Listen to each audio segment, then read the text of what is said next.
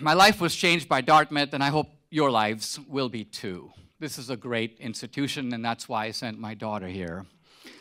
It's an institution whose strength depends on free debate, open discussion, thoughtful consideration.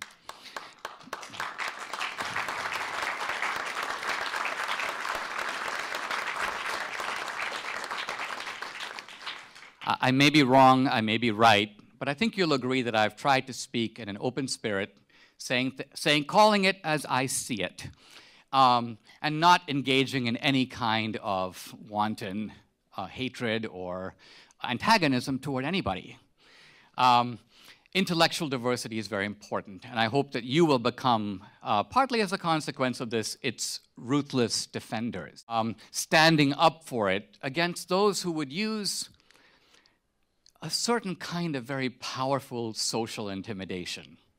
No, it's not George Orwell. It's not a boot stamping on your face. It's more the soft despotism that Tocqueville talked about, that pushes you up against the wall, that makes it awkward and embarrassing for you to defend even your most cherished beliefs. And my suggestion, my advice, my exhortation is resist that pressure. And in resisting it, you will be freeing the space for others. Ultimately, bringing down walls is most important in the intellectual sense, because the bringing down of the intellectual wall is the opening of the American mind. Thank you very much.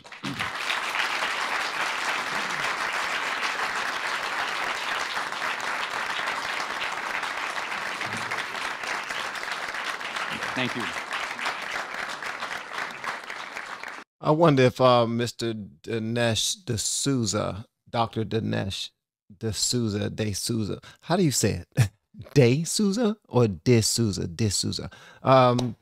If he is more comfortable when he's orating, when he's like giving a speech, or if he's more comfortable when he's debating. Because I know when he's debating, he's ripping people to shreds, and he does it in the most nice, polite, and patient way possible.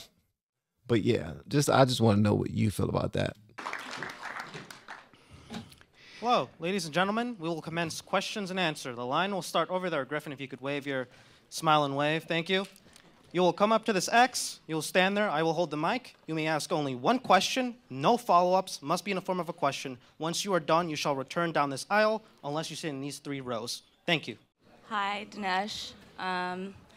It is uncomfortable for me to be here because I don't necessarily identify with a lot of the politics that you support. I do think what you do is brave, just because a lot of people would try to make you be quiet. And so whether or not I agree with it doesn't really matter. Before she even go forward, I just want to say that I commend her for that. I commend her for that, for not believing what he believes, but still commending him on his fight and having some empathy toward some of the things that he go through in order to get his side across. The rope that I climbed and used was 5 years of service in the United States Armed Forces. Ooh, right? Congratulations. So, thank you for your service, young lady. Yeah. The ladder you reference, to me, is hidden behind a couple of barriers that not everyone has access to. I wouldn't be here getting this education if it weren't for that rope. And so that's anecdotal. I just wanted to say thank you for what you provided us. Do you mind if I ask you a question? When you joined the Army, you gave them something in return for what they gave you. Why would you count that as a rope instead of a ladder? Because the idea of military service being mandatory in some places and not mandatory in others, to some people it can act as a welfare program. I've seen people consider it such. And so not everyone has the opportunity to join the military based on medical issues or other things, so that, again, they don't have access to the thing that I did. But my question for you is more based on discourse. In a climate right now with what's going on outside and what can happen in here, the word bigot being thrown around, how do we maintain a level of intellectual discourse that keeps conversation happening instead of not happening? And then how do you also, because you've made mistakes that you admit to, how do you check yourself? And then do you have people in your life that check you when you make mistakes? Yes. I think that the whole experience that I went through with regard to my case, forced confinement, I found myself in a totally different world. I had been used to the rarefied world of political debate. In fact, I thought of American politics as a debate. We've got these two sides, and it's kind of like a great clash of ideas. And it's frankly only by seeing politics from the other side, in fact, in some cases from behind bars, and seeing other people with me locked up, and realizing, look, I'm a controversial political figure, I'll land on my feet when I get out of here. These people's lives are completely destroyed. Their American dream is actually gone. And my American dream will probably come back. I couldn't at that time anticipate the phone call I received when I was in my office this past May, which is, hello, this is the White House operator, hold the line for the President of the United States. That's a good call to get. And I held the line, and it was Trump, and he was in a very Trumpian mood. By pardoning me, he gave me my American dream back. But what I'm saying is the journey, very eye-opening, very introspective. You only have to be locked up with a bunch of guys who are in for, they are coyotes, drug smugglers, murderers, rapists, sleeping next to you and talking to you every day to realize my life has actually taken a Boethian twist here, and I have to learn from that. And the best I can do... Hold on, he was in the joint? Check it. Okay, he got his stripes. He can probably take off his shirt and be all tatted up. Yeah. Before I got released, thanks to Trump. Oh yeah. You know what I mean? I don't know Dinesh D'Souza's story, but it sounded like he received a pardon from Trump. Okay, all right. That's news to me. I don't believe I've ever seen that in the comments section before. Do is come out better at the other end of it. So I've tried to do that. Now, the other part of your question is this use of the word bigot. You got to be very careful, because when I was here at Dartmouth, I was a freshman here in the aftermath of what's called the Berkeley Free Speech Movement. And it was all these guys who were like, free speech, free speech, free speech. And we supported them. Our newspaper on campus was partly modeled on the Berkeley Barb that was behind this kind of activism. It's only later I realized that when those guys take control, they will immediately start suppressing the speech of others. In other words, they don't actually believe in free speech. They believe in free speech for them. Bigot is a very loaded term. And because it has real sting and applies to real people, there's an effort to try to pin it on people. See, like these guys are walking out, they're too lazy to debate with me. They're not going to. I mean, they aren't. They aren't. Because, I'll tell you why. Sound like you got called out to the carpet, son. You got called out. You tried to sneak out with your little sign, making your little, trying to mess things up. He called you out. Nah, you out here now. What you gonna do? Huh? You too lazy to even have a conversation with me. I'm here. I'm here. This institution, though, you would. I mean, think about that. Like, if you respect the institution and the standards that this institution upholds, for you to say that they're lazy is kind of a bit. I'm not saying that they're lazy people. I'm simply saying that they are not willing to do the intellectual work to stand up face to face with me. Look, if I said those things on those posters, and if I believe them, and if they're all true, this is a slam dunk against me. All someone has to do is stand up here, quote my own words back to me in the complete confidence that I would have no rebuttal, right? And crush me. And I'm saying they can't do that, and they're not going to, or if they will, I'm actually anticipating that and waiting for it, but it hasn't happened yet. So I'm just saying that the enemy of free speech is not me. The enemy of free speech are the people who would rather have that I never came. that they never would have to have that kind of debate, that they would win this confrontation by default. Now, with me here, they're not going to win it by default. I'll give you that. We're not studied up and ready for the fight. We're just hoping that you don't come to the fight so we can say, yeah, he never showed up. And we was out there. He wasn't ready. Well, unfortunately, that's not the case. He's right here. And he's saying, look, if you want to stand, I'm calling you lazy because you're too lazy to use that thing that's in your head to combat me. You just want to cause disruption, be a nuisance, and prevent me from talking, prevent my truth from coming out. Not even my truth, the truth, which is facts that I've went over and over again. You have dirt against him, stand in front of him, say what you got to say, and if he can't rebut it, you won. That's the debate. But if you're just going to do what you're doing, yeah, I'm calling you lazy.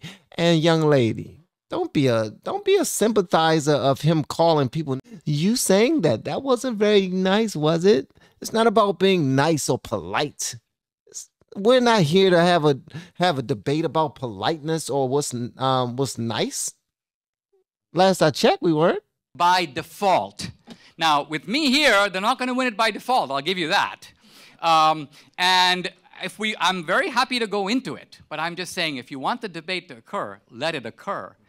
But I'm not the one that makes you awkward. I'm not the one intimidating you. You've been squirming the whole time you've been talking to me, and I'm just saying they're the reason for it. Acknowledge that. You're being respectful. I'm not saying that. I'm saying that the discomfort that you started confessing, you said, I feel very awkward being here. I'm saying, who's making it awkward for you? Is the college Republicans making it awkward for you? Are they making it awkward? I think the idea that everyone in this room is so polarized is what makes it uncomfortable. Because I occupy a space somewhere in the middle. Oh, baby girl. Really hard. Oh, baby girl. And you, calling them lazy, was a lazy pot shot on your behalf. And them holding that poster and interrupting this was lazy on their behalf. So that's my question about responsible, dignified, intelligent discourse was aimed at you because you have the podium. And I want you to encourage people to do that rather than that. Understood. And I will try. I'm going to try by example to do that tonight. Okay?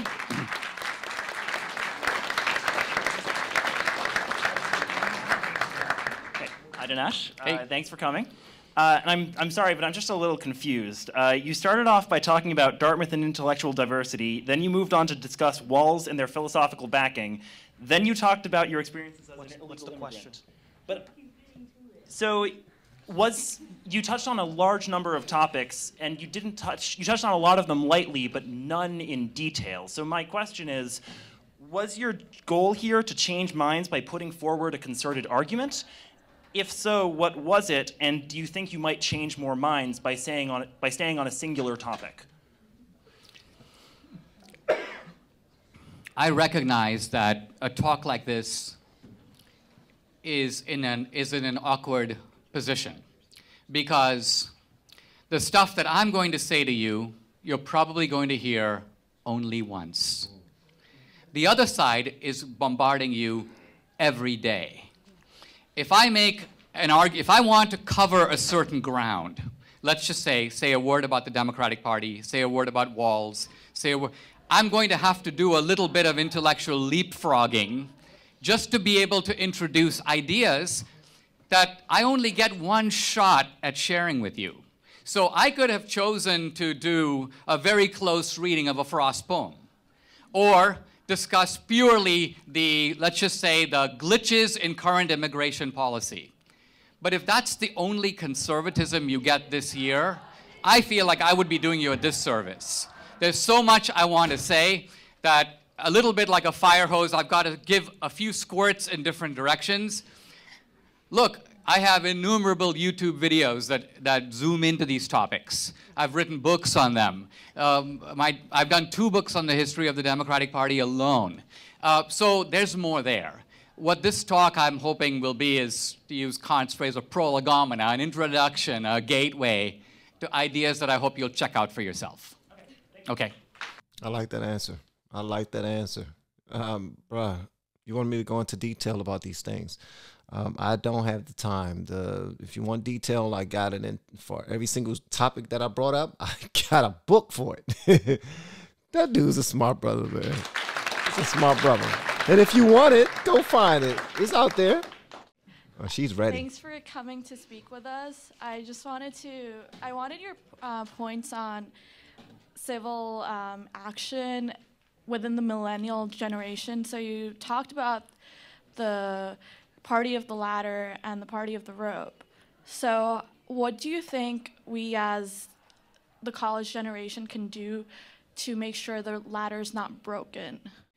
The difficulty of the ladder, a difficulty, by the way, recognized by the founders and recognized by observers in America like Tocqueville, is that it is sustained not only by the strength of the ladder, but by the inner strength of the people who are climbing the ladder.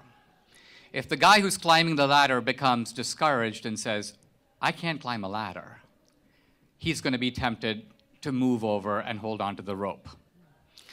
The appeal, if you will, of the rope.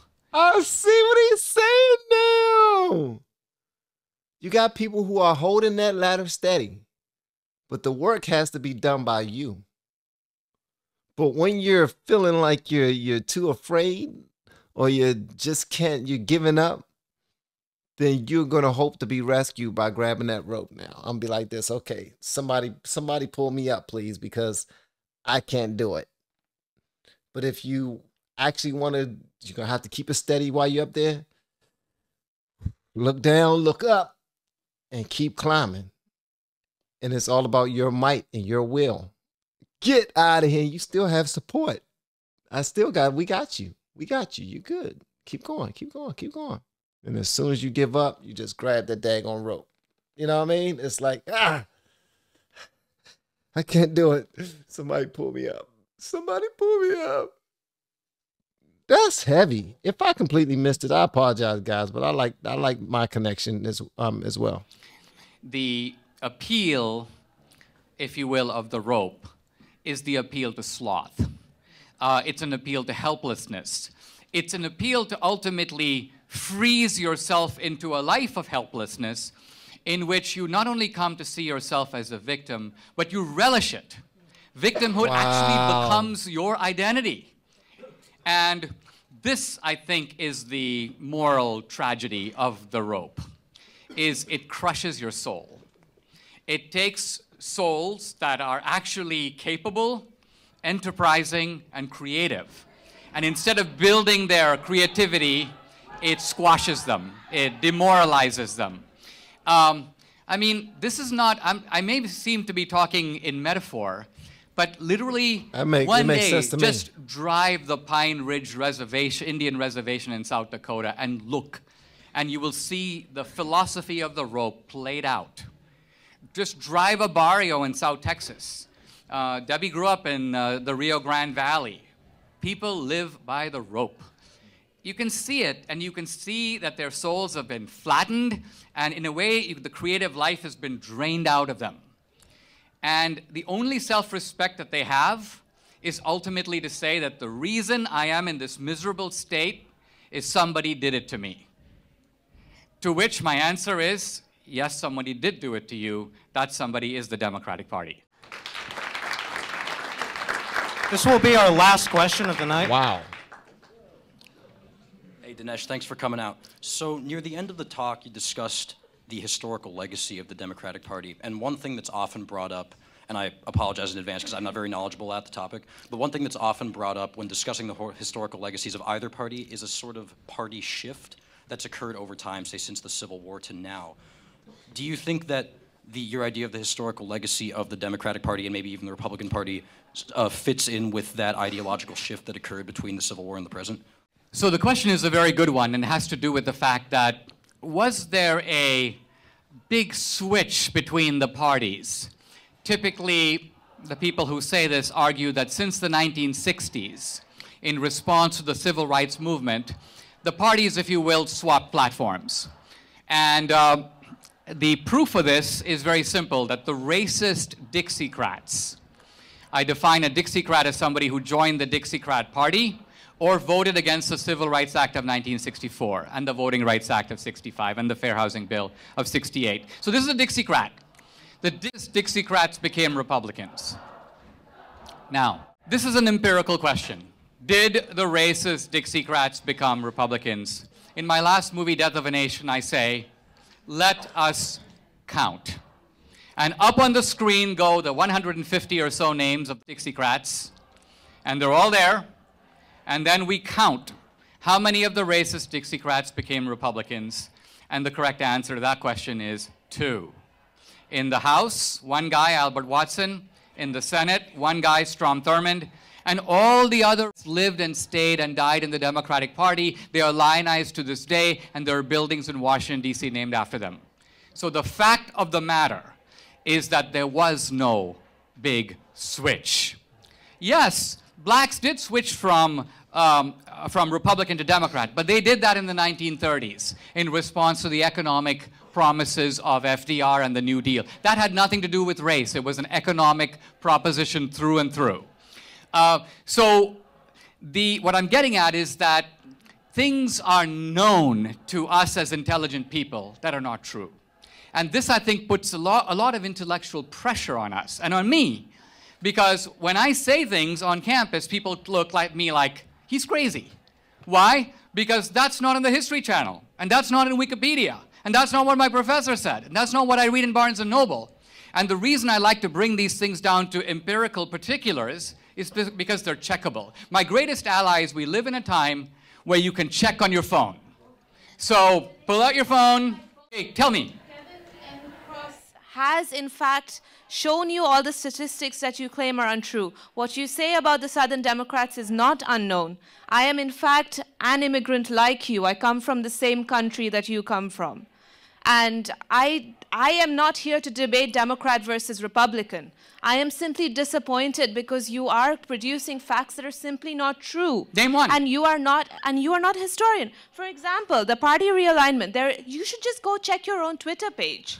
This has been... Believe me, I have. Yes, so have I. So have I. Yeah. And I can see that you've been missing... Okay, let's pause. We need to situate what you're talking, because you're making references here that need to be brought out. There is a historian at Princeton named Kevin Cruz.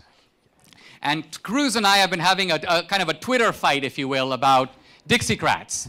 Now, Cruz plays a very sly game. He counts as Dixiecrats people who are not Dixiecrats. And so if I say to him, only 2 racist Dixiecrats became Republicans, he goes, what about John Tower? What about Jesse Helms? What about Trent Lott? And my response is, don't be an idiot. We're talking about Dixiecrats. None of those were... He cannot be an idiot. I'm not, hold on. This is literally his research. It's not his research. He has written one book on white flight in Atlanta. Hold on. Hold on. Let's... You've asked him to debate him, but I can inform you, Mr. DSouza, that this is not how academics works. You can write a paper, he writes a paper. I can speak. I thought the idea is free speech. You could have waited on mine. I did wait on mine. Guys, hold on. I think what he's trying to say is that somewhat like the illegal, you want to jump the line. And wow. No, hold on. Hold on.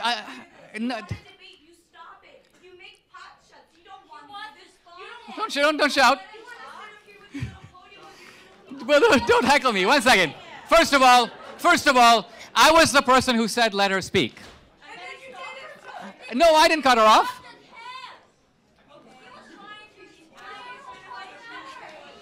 Okay. All right. Hold on. I'm going to do one more thing.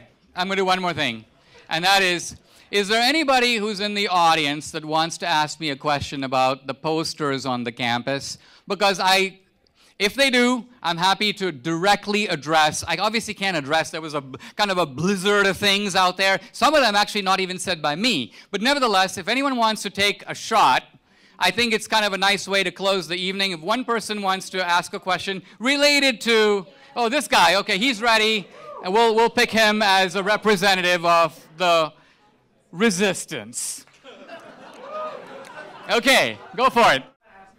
Go for it. About you worked for the Reagan administration, obviously, for a while. I want to read you a quote from your former boss. It says, talking about immigrants in a speech, they brought with them courage, ambition, and the values of family, neighborhood, work, peace, and freedom. And then he goes on to talk about how immigrants are making this country great, and then he says make America great again. I'm wondering what your own former boss would say about you now. So the question is, quoting Reagan, my hero, and a lot of the reason I became a conservative, about how immigrants are entrepreneurial, hardworking, pro-family, and the question, and I just want to excavate the buried assumption of the question: how disappointed your former boss would be in you now. Now, I would submit that nobody would ask a question like that who actually was listening to what I said tonight. I actually believe that immigrants are hardworking, industrious, entrepreneurial. I said I would like to see the number of legal immigrants in this country increased. I would like to see our immigration policy modified to take far more of those kinds of immigrants. My position on immigration is thoroughly and completely Reaganite. Now, what gets me is when I hear things that revolt against what I know and also against common sense. And so there are things that people will sometimes say, like, immigrants created this country and built this country. True, but only partially true, because that distinction confuses actually two groups that are not the same: immigrants and settlers. Settlers. Colonizers, if you will. Colonizers. Okay, let's call them colonizers. Colonizers. Here's the important thing. Colonizers create... Why are you shouting? Don't... Hold on. It's not... We can have a whole debate on that. But let me address your point. He just stopped and said, why are you shouting? We can have a debate on this. One thing I love about Dinesh, I want to say this, man. I got to. The brother is extremely accommodating, but he wants accommodating to those who, in my opinion, don't deserve to have another word be said during this whole program because they're out of pocket. But he's willing to give them the floor because they're younger people, and he know the importance of having them be a part of the conversation. So when they blurt out something, or when they stand up and propose something to him, he want to teach them in a way that when they walk away from him, they will understand 100%. If they listen. Now, if they're sitting there waiting just to say what they want to say, like the other people, like the older adults who is already too late for us, who are already stuck in our ways, well, I'm just going to say this. There's no such thing as too late for us. I apologize for even saying that, because we can get up and learn more when we're ready to learn more. I'm doing it right now. But I love how he's giving them their chance to be heard, but he's also not backing down from any one of them. And there's a bunch of them trying to come at him. This is very difficult to do. I don't know how he does it, man. No, we can have a whole debate on that. But let me address your point. Colonizers create the country that immigrants want to come to. Think of that paradox right there. In other words, if the colonizers were such horrible guys and have done such a botched up job of creating this country, why on earth today do immigrants from all over the world still want to come here? Why do we even have to talk about a wall in the knowledge that if we didn't have a wall, half the world would come here. What was it about those colonizers, despite their colonization, that was so powerful that 150 years later, the country that they made is still the magnet for the world? So immigrants like me will jump over fences, stand in lines, pay a lot of money, abandon our families to come to the country the colonizers made. Now, I would like to hear an answer to that. It seemed like every one of them young kids are sinking, like literally sinking down in their seats right now. Like, ooh, you stand up and say something. I ain't saying none of that. Of course you're not, because the dude done asked something that you have no answer to. Y'all just want to harp on stuff that you yourself probably ain't even deal with. You probably ain't even dealt with it. People give their lives. They're willing to be jailed and be separated from their families in order to come here. This is a life or death move for them. They really, really, really, really, really want to come here. And they know the history of the country. They know the history. But they also know the promise. But I ain't going to start talking about that right now. Let's go. All right, let's make this the last question in fairness, and I will have extended the time. Go for it. The mic is yours. Why is it that the very descendants of the people that lived here before colonizers came in are the ones that are almost the most marginalized in this country and systematically suffering because of that? Yes, I'll try to answer that as best I can. The condition of the American Indians, historically, we have to look at it twofold, historically and today. Historically, it was the Indian Wars, the broken treaties by the white man, the wounded knee, the battles, the massacres. It was also a plethora of diseases that spread through the Indian population brought by the white man. And that decimated the American Indian population. No, that's not true. There's a debate about Jeffrey Amherst, and there's a controversial episode there. But look, diseases, there's a book I recommend to you by the historian William McNeill. It's called Plagues and Peoples.